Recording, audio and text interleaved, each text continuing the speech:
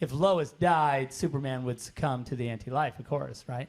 And if Superman knew that somehow it was Bruce's responsibility to protect Lois, he would have been mad at him in this movie, right? Like, so that's why he says, she was my world and you took her from me. So that was sort of and then of course, he has to jump back.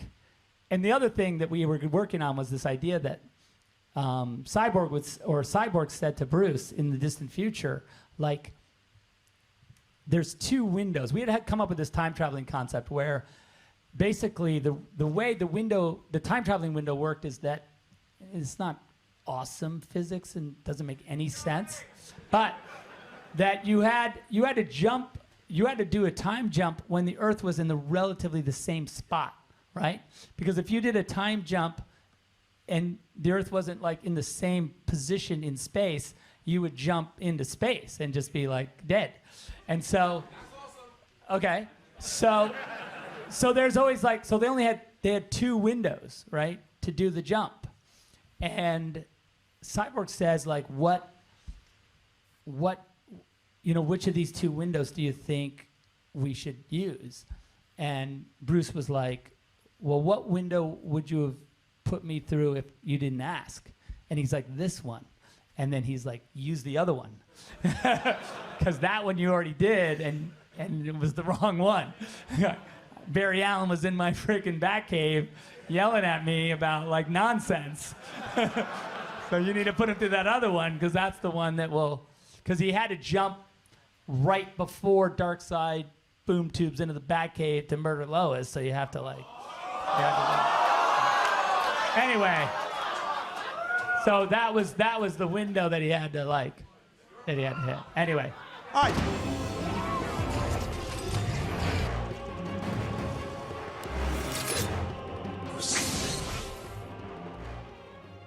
Zack Snyder's been teasing Justice League 2 indirectly, nearly messing up to the point where we know Justice League 2 is coming, but he can't officially say anything yet. So at the start of the video, I would have played an interesting clip when he described what was going to happen in Justice League 2 and 3, and damn, that crowd reaction at the end. So if you are new around here, make sure to subscribe to never miss the videos. At the 100,000 subscribe mark, I would be giving away something that is so damn hard to get a hold of. I can't even get one myself. So let me know down below what do you think it is going to be. Check us out on Instagram at Warstu if you want to know what I look like. Twitter, WarstuG. We're trying to hit 2,000 followers on there. That would be cool. Right, let's get into this video. So Zack Snyder's been doing his rounds on the YouTube channels and stuff like that. Loads of interviews, loads of interesting talking points coming out.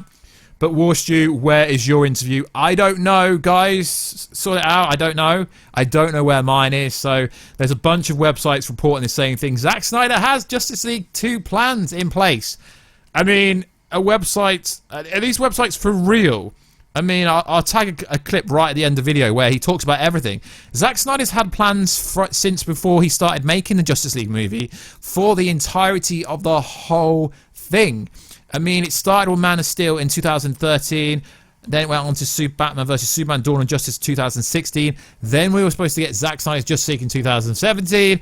Then we were supposed to get Justice League 2 2 years later. And then Justice League 3 at some point. So it has always been a massive plan. It's not like Zack Snyder just randomly coming out and going, yeah, there's big plans for Darkseid at the end of Justice League 1 after he takes over the universe. Sorry, over the world. So recently, Zack Snyder sat down with the Nerd Queen's YouTube channel in something called the League of Mayhem stream. The conversation spanned most of Zack Snyder's movie, but of course, you can't talk with him these days without bringing up future movies with the Justice League. During this discussion, Snyder was asked if he had any plans for what direction a potential Justice League 2 could go in, and his response was a tease to make fans smile, but we're going to tell you exactly what the plans were after we go over this. So his direct quote, it's a bit cryptic.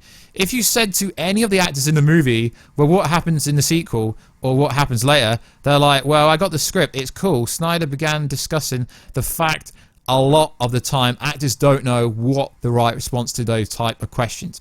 Darkseid actor Ray Porter and I were talking about this and discussing what's cool and what's the right response to some question. It's a fair question to ask me. What do I say to the world about what happens when Darkseid comes to Earth? then what? Is that the thing? The truth is, did I write? Did I conceive a complete story arc? Do I know what happens when speculate about what that is? That would be exciting. And I think that's a fine thing. It's a cryptic response, but does Zack Snyder, already have plans for a sequel? Yes, he does. I'm reading this off Looper.com. Looper, why don't you know what these plans are? So, we know we're getting Justice League 2 and 3. I've already been talking to people behind the scenes, and they're literally hearing the same thing. It's just HBO Max, AT&T have to see how well the first movie is responded to, obviously, because it's about HBO. Justice League 1 does, how Zack Snyder's Justice League does, and obviously, you know, the Ben Affleck HBO Max series is also coming, but it all pins on this Snyder Cut actually doing well, so there's a lot right on it. So if you call yourself an actual Zack Snyder fan, you've got to watch it and keep watching it, so numbers and views on the Zack Snyder Cut go up and up and up. So then we get the Snyder Cut 2. So what are the rumours about the Snyder Cut 2 and Zack Snyder's Justice League 2? Well, they're not actually rumours, because I would tag something right at the end of this video. I'll make it clear in the editing phase where it is. So Zack Snyder's Part 2 was massively about Darkseid. Batman conceives him. They need him. Alfred stays in Bruce's penthouse with Lois to protect her.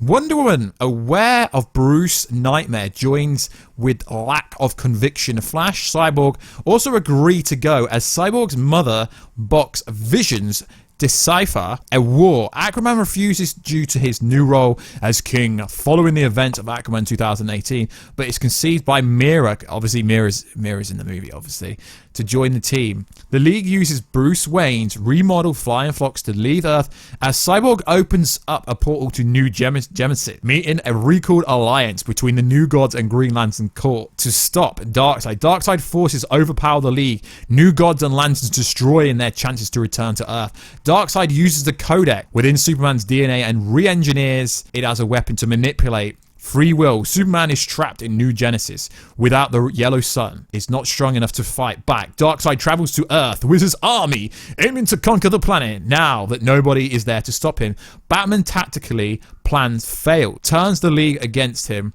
fully cementing him in isolation when Darkseid leaves the entire Earth, killing billions and transforming into the new apocalypse. The League eventually makes it back to a fallen Earth, falling apart and disbanding. One by one, Superman, having witnessed a second planet of his being destroyed, as well as the loss of Martha and Lois and his unborn child, falls to the anti-life equation. He fights and kills Darkseid, taking back Earth from Apocalypse and establishing the Nightmare timeline. But Warstu, in the most recent images, it looks like Deathstroke is in the Nightmare sequence. Maybe. So, and then the alleged plot, goes on to Zack Snyder's Part 3, and this is the ultimate ending, and it is pretty darn savage. Metropolis, Gotham, Themyscira, Atlantis, all gone. Superman is a dictator. Batman, a deformed cyborg, and Flash construct a cosmic treadmill. Bruce instructs the Flash to run back in time and warn everyone not to go to Apocalypse.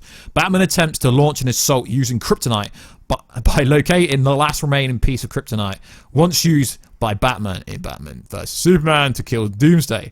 Batman is caught and overpowered. Superman is imprisoned and executes Bruce, blaming him for taking his world away. The Flash warns everyone preparing to leave, including the League and the Lanterns. He dies as the time jump window rips him apart between the future and the past. The League redraws their battle plans, deciding to unite the forces of Earth and prepare for the final conflict between Apocalypse and Earth. Lois is now pregnant with Clark's child and is brought to the Batcave under guard by Alfred. Green Lantern beacons for all the Lanterns to converge to protect Sector 2814. Batman, not knowing that Lois is the key to Superman, good side, the Codex mixed with human DNA, he continues to develop a weapon to kill Darkseid. Darkseid and his armies arrive, but now the League has the home field advantage, or do they? Having prepared, now they are the Seven United. United with us, the kind of campaigns going on, along with the armies of Mankind, Atlantis, the New Gods, Green Lantern Corps, and Darkseid forces are pushed back. In the midst of the battle, Lois goes into labor and gives birth to Superman's son in the Batcave. Despite the major victory, the League and its forces are selflessly injured, including Superman, who is significantly weaker. After the fight, Darkseid uses a boom tube into the Batcave, intended on harvesting the Codex anti-life equation from the newborn child to mix the Codex and the human DNA will have a plan to engineer the anti-life equation before he's able to kill the child. Batman steps between Lois and Darkseid, firing the anti-life gun and hitting Darkseid. Before Darkseid dies, he fires the anti-life beam, hitting Batman and killing him directly. Superman doesn't it, you know. Darkseid kills everyone, takes over the world, and then Superman destroys it in his dictatorship, but then Barry Allen runs back in time and stops them, and then they overtake Darkseid. So that's essentially what Zack Snyder's teasing at, guys. I mean, yeah, I hate reading off scripts. I know, sorry if I butchered it, but I'm not a boring channel who reads off scripts. So, yeah, if I butchered it, I butchered it. But I will also tag on to the end of the video the actual clip from the YouTube channel that recorded it, so fair play to them. I'll tag it on at the end and give them props in the description box. So like always, guys, let me know, is Darkseid already got Justice League 2 planned? Of course he has, because we just told you specifically what this plan is. So like always, guys, let me know, does this sound mental? Have I just ruined it all for you? But you know, with a channel like this, spoiler warnings is always in key. So like always, guys, I will catch you in another video very soon, guys. But check us out on Instagram at Warstu, Twitter at WarstuG, and I will catch you in another video very soon, guys. Catch ya later. Over here, Megan. Hi, Zach. First, I just wanted to personally thank you for all the work that you're doing for suicide prevention. It's really important to me.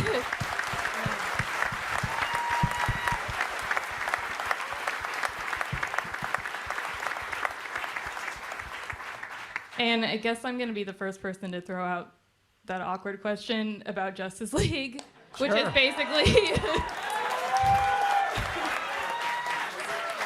Sure, what about it? So, David Ayer... Was it fun to make? So David Ayer came out and... David Ayer, okay. He came out and he talked a little bit more about the early process, about how in Suicide Squad, originally, their villain was going to be Steppenwolf, and they're going to be fighting parademons and stuff like that, and he also released, and also you on Instagram released an image of Darkseid and stuff like that. So I guess my question is kind of, what the hell happened? It's a good question. And what was going to happen? All right. It's a fair question. David's prize. I'm not sure about that what David's talking about with the. I mean, look, Steppenwolf's in this movie, which was anyway. I mean, you saw him in this movie, so how? Oh, Granny Goodness. Oh, it could have been Granny Goodness. That might have been cool. I don't remember him talking about that, but that could have been cool. Granny Goodness that's also crazy and fun. But yeah, so look, there was a lot of great conversations that I had with David about, even just getting our Batman in and getting our Flash in Suicide Squad to try and start doing that a little bit. But we were also not incredibly. We didn't want to go too crazy with it. At the same time, we were trying to be and the idea was that the different directors would kind of have their take, and we try and just support each other, so that it could mesh up, but at the same time not force anyone into a decision maybe they didn't want to make. Right? That makes as best you can. It's hard sometimes because you're look, I need Steppenwolf because he's the bad guy. One of the bad guys in this movie. So anyway, so those are the conversations that we had, and I thought that everyone was doing a really pretty good job as we went forward, and Patty was awesome because she had to take my photo, and put it in her movie, and we had to work out how that happened because we had a placeholder photo for a long time that Steve Berkman, who is a teacher at this school and who shot both photos, took. Because even before we had a script for Wonder Woman, we didn't know, we weren't sure when that movie was going to happen and how it was going to happen. And so we had to, just based on our story, we had taken a picture of Wonder Woman in a ancient war with, a team of soldiers, very similar to the one that ended up in her movie. Now, there was an actual story built around the one that she has in her movie. And so that was I thought that was that was like the best case scenario, right? So what about it? You mean like how she used it or how it evolved? The music. The Wonder Woman theme was written specifically for this movie, because when we wrote the theme for Wonder Woman in this movie, there wasn't a Wonder Woman movie yet. So you can imagine that. And then it was up to Patty whether she wanted to use it or not, right? And I think it's in the movie. So yeah, so she was like, yeah, cool. And I think Hans is doing now Wonder Woman 84. So that's a good relationship. That's nice. So that's, I think, the best case scenario for how the whole thing could work. And as far as, listen.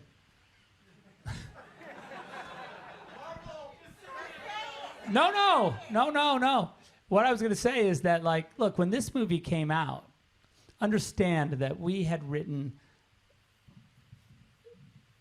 Chris Terry and I had finished the script for Justice League before this movie came out, right? So that script was done. Movie came out, and some people didn't like the movie. A vocal minority. And so I was asked by the studio to, like, say, hey, you can't, there's a lot of stuff we don't want you to do from that script. So we did a rewrite, right, of the script. So the original Justice League that Chris and I wrote, we didn't even shoot. I mean, there's a lot of it that we shot, but the actual idea, the hard idea, the scary idea, we never filmed because the studio was like, that's crazy. And we were so insecure at the time after this movie came out, we were just like, I guess it is crazy. Like, we're fucking nuts. Like, what are we, there's gonna be mass hysteria in the streets if we film this. Apparently,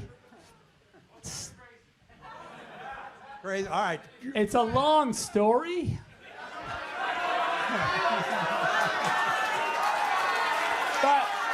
But suffice it to say,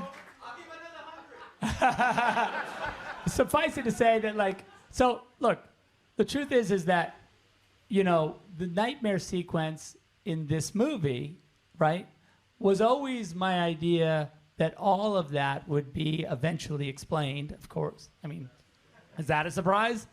That we would end up in the distant future where Darkseid has taken over Earth and where Superman has succumbed to the anti-life, and where he and now with his ragtag band, and there was a few members of the Justice League that had survived to that world, and that they were fighting to try and so Batman's with the broken half a cyborg, because it's only half of him because of whatever happened. They were working on equation to jump flash back to tell Bruce, obviously. You guys aren't surprised because this is what I've read it. So now that you know this, don't tell anybody. Nice.